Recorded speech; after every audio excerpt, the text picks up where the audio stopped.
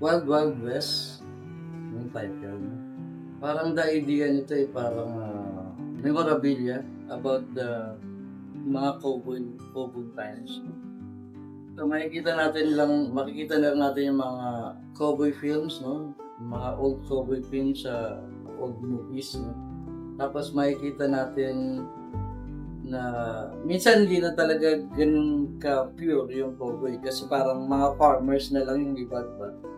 Tapos memorabilia, yung mga collectibles na material ng panahon na yun, gun sheriff, mga collection ng guns, yan, mga boots, yan, mga yung details ng cowboy times. Parang gano'n lang naman yung idea.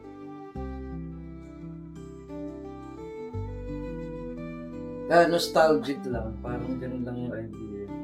Na natutuwa lang ako kasi maraming thrift shop din dito sa area namin na parang maraming collectible things, no? Na depende sa period, no?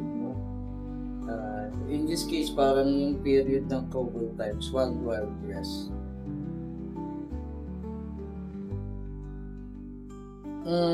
From the old movie pictures, yan, parang clean up ko yung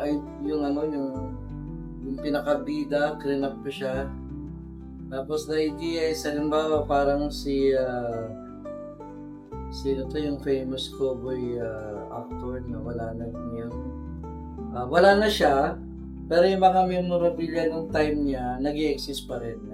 Minsan nakikita natin sa mga collectors item. Yeah. Parang gano'n na lang yung idea. Kaya parang yung material, tsaka yung past, parang dialogue between the past tsaka yung present. Kaya yung mga material, nag-stay pa rin siya in our times. Parang kahit nawala na yung person, yung material things, naiiwan pa rin sa atin.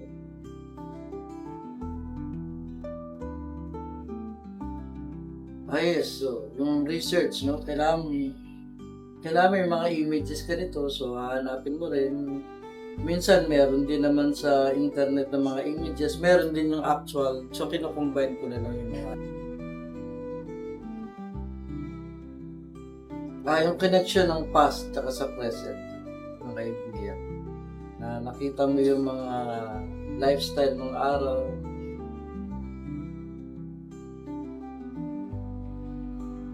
Same, ganun din. I love to collect.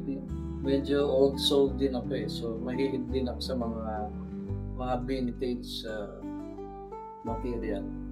So, I used to collect it.